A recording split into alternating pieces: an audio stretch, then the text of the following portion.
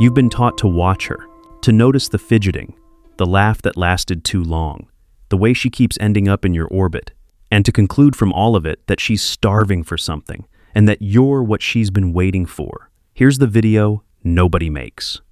The same diagnostic, turned around, pointed at you, because she's probably not sexually frustrated, she's probably bored, and there's a very good chance you are too, and nobody has ever handed you the list. So here it is, 10 signs your life has gone flat. Pay attention to number 4 and number 8. Let's get into it. 1. You can't distinguish last week from the one before it. It's Thursday evening. You're driving home. Someone asks what you did last week, and you genuinely have to stop and think about it. Not because it was uneventful in a bad way, because nothing in it was distinct enough to store. This is temporal compression, and it reveals a life running on repeat. Your brain doesn't record time evenly. It records difference. Novel experience gets stored in detail. Familiar experience gets compressed into almost nothing. So a fortnight somewhere unfamiliar stays vivid for years, while 8 months of routine collapses into a smear you can't unpack. When men say the years are going faster, this is what they're describing. Not time speeding up, a life with nothing in it worth encoding. Here's the tell. Try to describe last Tuesday. Not what you were supposed to do, what actually happened. If you can't separate it from any other Tuesday, that's not a memory problem. That's a life that has stopped producing distinguishable days. And run the same test on a longer scale. What did you do last summer? 2 summers ago? If those blur together, understand what that actually means. It isn't that you forgot. It's that there was nothing to forget, and years are quietly disappearing behind you without leaving anything.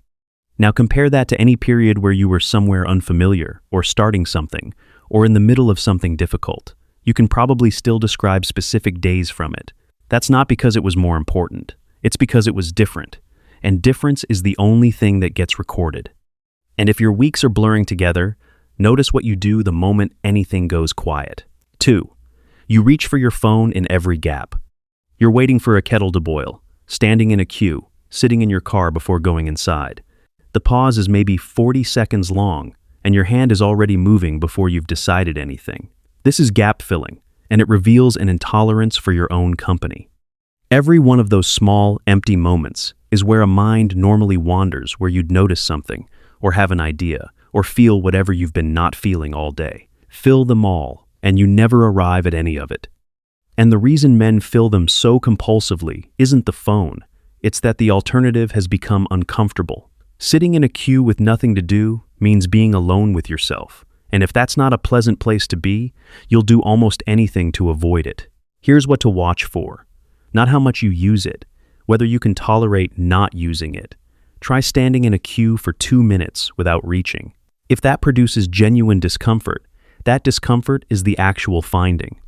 And notice what's being lost, because it isn't just time. Those gaps are where thinking happens, where you notice something, or connect 2 ideas, or realize you've been avoiding something. Every original thought you've ever had arrived in an unfilled moment. Fill every one of them, and you don't just lose the time. You lose the part of your day where you were a person rather than an audience. There's a simple experiment worth running. Drive somewhere without anything playing. 20 minutes, no podcast, no music. Most men find that genuinely uncomfortable, and then find that their mind produces more in those 20 minutes than it has all week. That's not a coincidence. It's what an unfilled gap is for. And if you can't sit in a gap, ask when you were last bad at something. 3. You haven't been a beginner in years. Someone suggests trying something you've never done. Climbing, a language, an instrument, anything. And you feel a small resistance you'd struggle to explain. Not lack of interest exactly. Something closer to reluctance. This is competence lock, and it reveals a life narrowed to what you already do well. Somewhere in your 20s or 30s, you became competent at a handful of things and quietly stopped entering situations where you'd be visibly poor at something. It wasn't a decision. It just happened, one avoided opportunity at a time, until your entire life took place inside the band where you already know what you're doing. The cost is larger than the missed hobbies. The willingness to be seen, not yet knowing what you're doing, is the same muscle you need to approach someone, ask for what you want, or start anything that might fail. Stop using it and it wastes, and then everything requiring it feels impossible. Here's the tell. When did you last do something you were genuinely bad at, in front of other people, on purpose? If you have to go back years, that muscle has gone. And watch for the excuses that protect it, because they're convincing. Not enough time. Too old to start. Wouldn't be any good anyway. Each of those sounds like a practical assessment, and each is doing the same job, keeping you inside the band where you already look competent. The thing worth noticing is how quickly the discomfort passes once you actually start. 2 or 3 sessions of being visibly poor at something, and it stops mattering, because you're absorbed in getting better, rather than in how you appear. The dread is almost entirely anticipatory, which means the barrier isn't the difficulty of the thing, it's the 10 minutes before you begin, and men have been letting that 10 minutes cost them entire decades. And if you've stopped being a beginner, check when you were last physically uncomfortable. 4.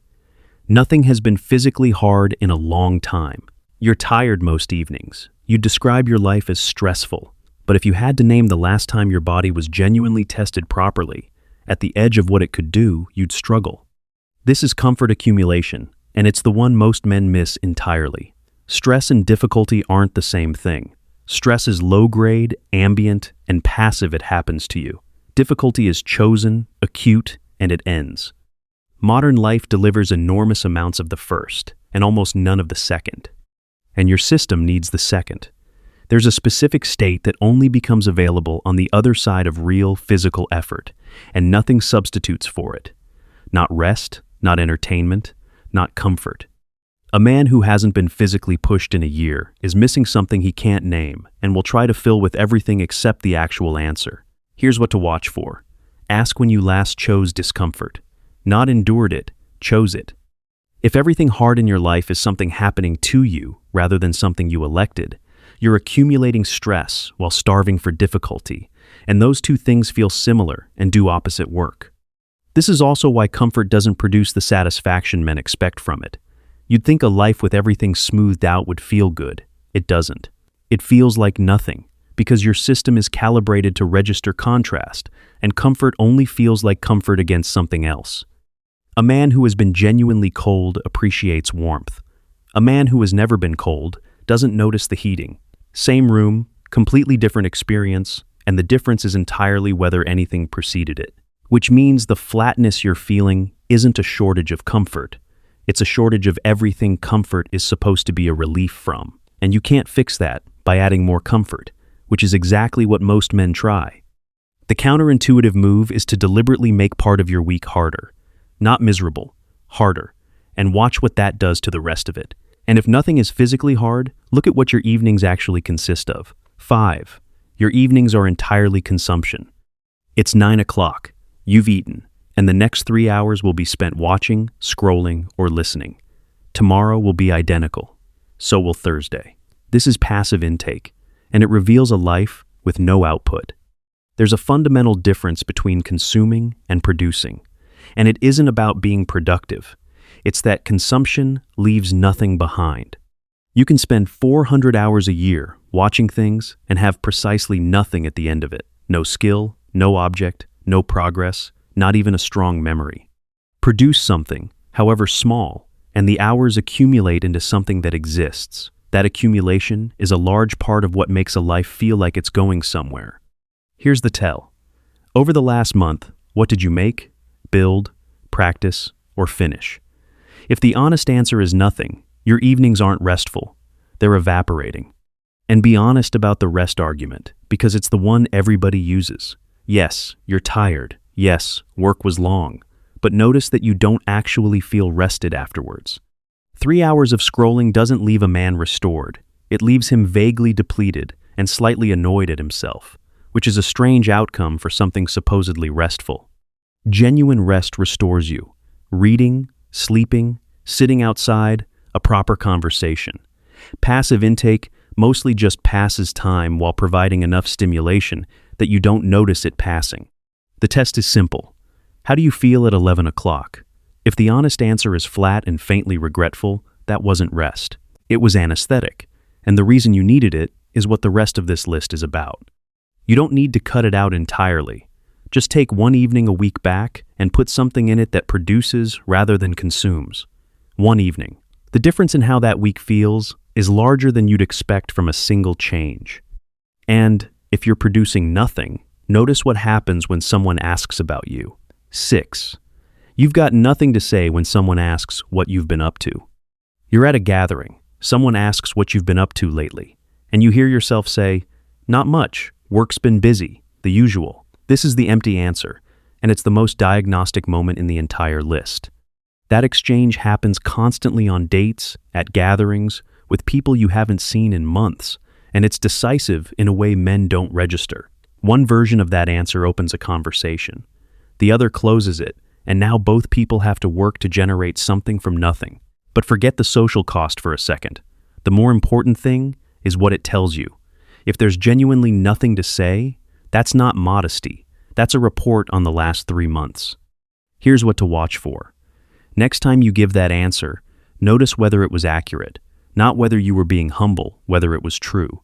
If it was, you've just been handed the finding. And there's a second layer to this that stings more. It isn't only that you had nothing to say, it's that you didn't feel much about the thing you did say. 2 men can describe identical weeks, and one of them makes it interesting, because he's genuinely engaged with whatever he's describing. The subject barely matters. A man properly absorbed in fixing an old engine is better company than a man who traveled abroad and felt nothing about it. So the question isn't whether your life would look impressive written down. It's whether anything in it currently has your actual attention. That's a lower bar than most men assume. And it's also the only one that counts. You don't need a remarkable life. You need to be genuinely interested in your own one, and that shows in about 2 minutes of conversation. And if you've got nothing to report, pay attention to how Sunday evenings feel. 7. You feel restless and can't name why. It's Sunday, around 7. Nothing is wrong. The week ahead is fine, work is fine, everything is fine.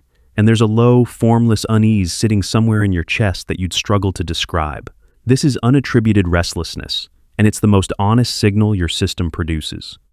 Most men treat it as a problem to eliminate, so they numb it. One more episode, one more drink, more scrolling until it goes quiet.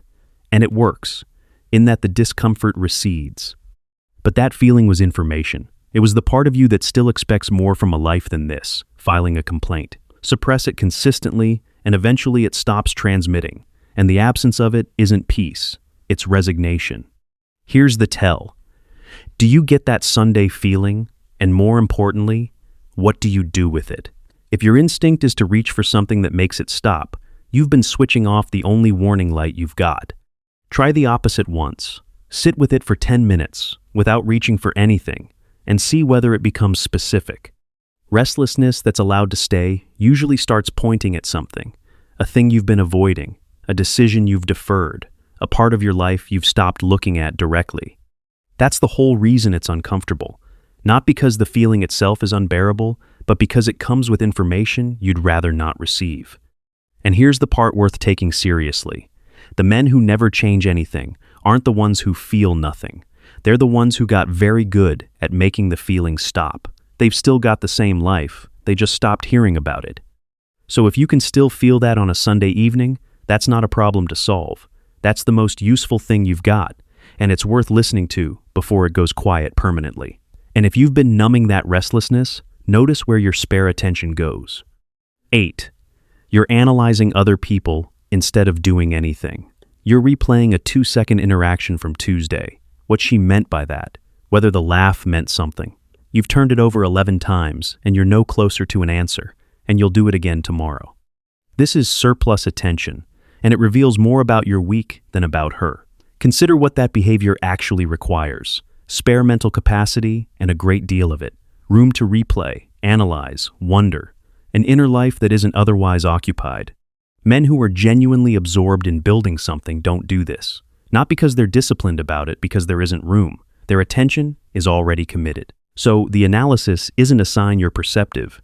It's a sign you've got space, and an underoccupied mind will always find something to chew on. And this particular material is ideal for it, because it's emotionally charged, never resolves, and can be revisited forever without ever producing an answer. Here's what to watch for. How much of your week goes to decoding other people's behavior, not whether you're good at it? how much room it's taking up. That figure is a direct reading on how empty things are elsewhere. And notice the sensation it produces, because that's the trap. Analyzing feels like doing something. There's a sense of progress in it. You're working on the problem, considering angles, developing a theory. It has all the texture of effort. It produces nothing. Not one of those 11 replays moved anything. The situation is precisely where it was, and you're several hours poorer. That's what makes it so dangerous compared to obvious time wasting. A man scrolling knows he's scrolling. A man building an elaborate theory about a colleague feels like he's being thoughtful and strategic, and can do it for months without ever registering it as wasted. Here's the honest test. Has any of that analysis ever changed an outcome? Not made you feel better or worse, changed something. If you can't point to a single instance across your entire adult life, you've found a habit that's been quietly consuming your attention while returning absolutely nothing. And if your attention is going there, look at who you actually see. 9. Your social life has contracted to a screen. You have friends. You'd list several without hesitating. And if you counted the times you've been in a room with any of them in the last 3 months, the number would be uncomfortable. This is social atrophy, and it happens without anyone deciding. Nobody announces the end of a friendship. It just becomes a group chat, then an occasional message, then a thing you both intend to do something about. And because the chat is still active, it doesn't register as loss. You feel like you have friends, because technically you do. But messages aren't company. Doing something alongside another man is a completely different experience from exchanging text, and its absence is one of the largest and least noticed contributors to a flat life. Here's the tell. When did you last spend an afternoon with another man doing something, not discussing it, doing it? If you're measuring in months, that's a gap, and it's affecting far more than your social life. And understand what specifically goes missing, because it isn't companionship in the general sense. It's the sideways kind. Men connect while doing something rather than facing each other, and that's where the real conversations arrive, in a car, on a walk, halfway through a job. Sitting opposite each other in a pub is a different and much shallower format, which means a group chat isn't a reduced version of friendship. It's a different thing entirely, and it doesn't do the same work. You can message a man daily for 2 years and never once have the conversation you'd have had in the first hour of doing something alongside him. The other loss is that friendships need shared events to stay alive. Without new experiences, the same stories circulate until the whole thing runs on maintenance, and maintenance eventually feels like an obligation rather than something you want. So the fix isn't messaging more. It's arranging something, anything, where you're in the same place, doing the same thing. That single change tends to restore more than men expect. And if your friendships have gone quiet, notice what you're waiting for. 10. You're waiting for something to arrive. Somewhere in the back of your mind is a sense that things will properly begin later, when work settles, when you meet someone, when the money's right. Life at the moment is a holding pattern, and the real version starts once something arrives. This is deferred living, and it's the one that costs years, because nothing arrives. The circumstances you're waiting for either never materialize, or they materialize and you discover the flatness came with you, because it was never about circumstances. And the specific version relevant to this video is the man waiting for a woman to arrive and make things interesting. That's the belief underneath all the scanning, that the right person will show up and the numbness will lift and the weeks will stop blurring. It doesn't happen. A relationship added to an empty life doesn't fill it. It gives the emptiness a witness, and it puts a weight on her that no person can carry. Here's what to watch for. Complete this sentence honestly. Things will really get going once. Whatever you put in that gap is what you've been using to postpone your own life. And notice how long that sentence has had the same answer. Most men find the thing they're waiting for has been roughly identical for years, with the timeline quietly shifting. It was going to be different after that job change, then after things settled, then next year. The waiting is the pattern. The specific reason changes to keep it plausible. There's also a cost that isn't obvious. A man in holding pattern mode makes smaller decisions everywhere, because why commit to anything when the real version starts later? He doesn't pursue the thing, doesn't book the trip, doesn't start the project, because all of that belongs to the life that hasn't begun. So the waiting doesn't just postpone, It actively shrinks whatever you've currently got on the grounds that it's temporary. And it has been temporary for a decade. The correction is uncomfortable and simple. This is the life, not a rehearsal for one arriving later.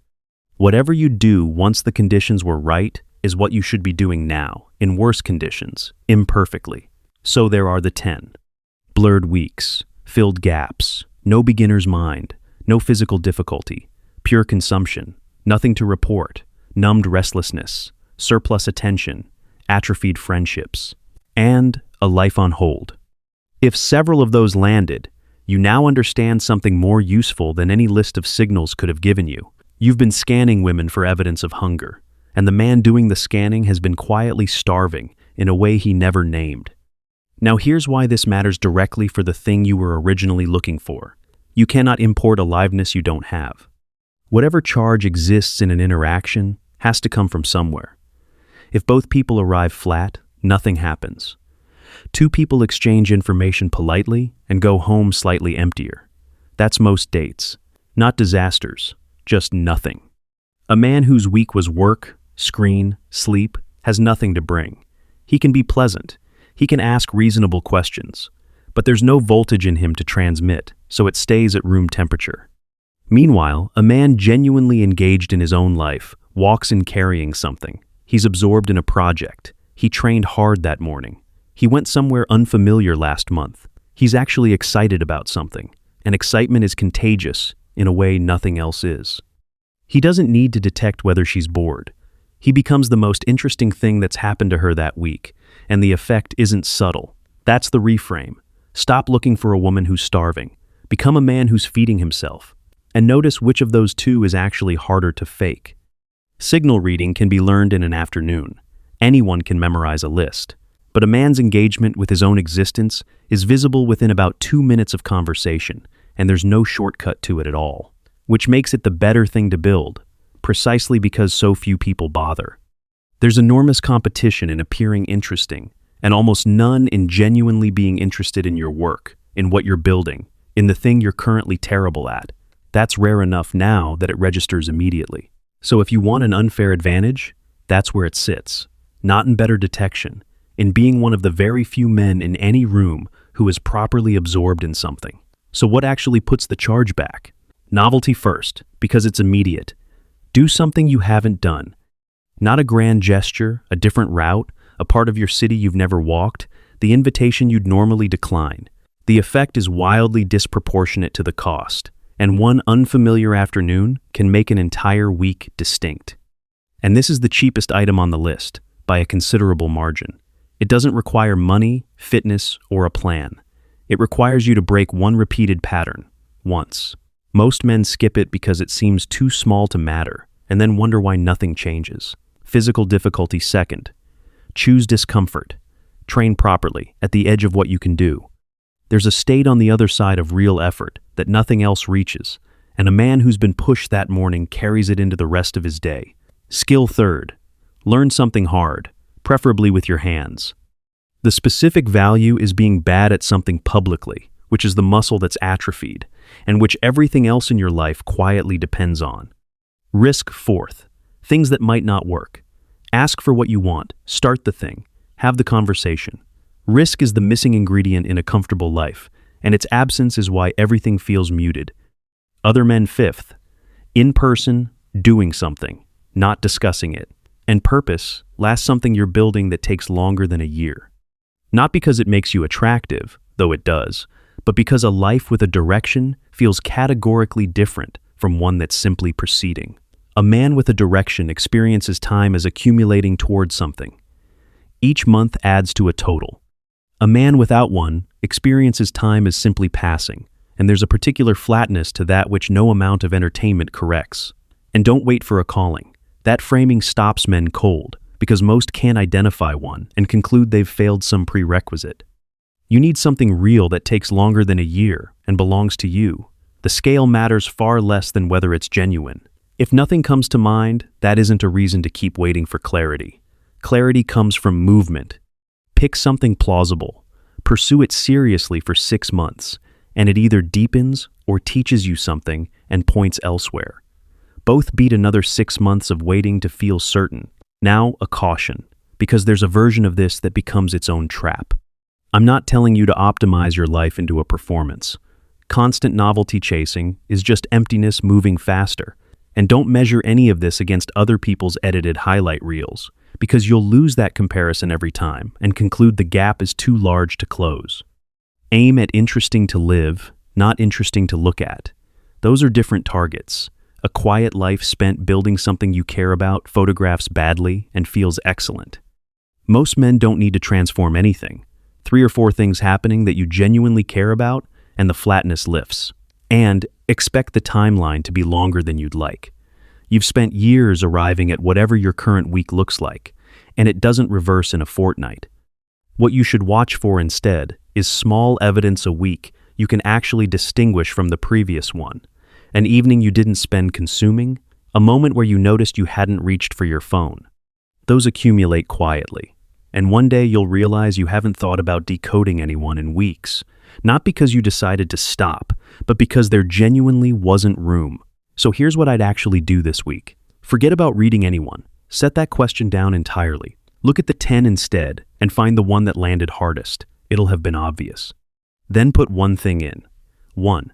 Small enough that you'll definitely do it. 1 class, 1 weekend, somewhere new, 1 skill with the first session booked. The failure mode is deciding on Sunday to overhaul everything and abandoning all of it by the following weekend, which teaches you that you don't follow through. And then notice what happens to your attention.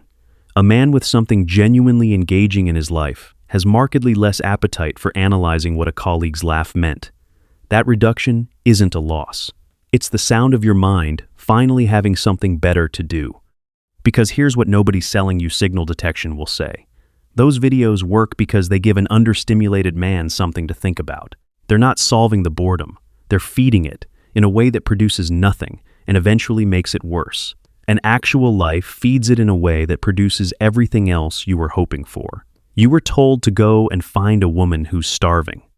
I'd rather you noticed you've been living on very little yourself and did something about that instead. Stop scanning. Start living. Now, if you recognized yourself in that list, the hard part isn't knowing it. It's putting one thing in and keeping it there past week 2, when the novelty wears off and the sofa starts making a compelling argument. That's considerably easier with other men doing the same thing. Come and join us in Forge HQ, the Discord for this channel. Post the one thing you're adding and let men hold you to it. There's a daily check-in channel that exists for exactly this, and it works because logging nothing 2 days running is uncomfortable when other men are watching. Links in the description. If you want to go deeper still, you can support the channel and get extra content by becoming a member. And if this landed, comment the 3 words, "I was bored," and I'll personally reply to you. This is Freedom Forge. See you in the next video.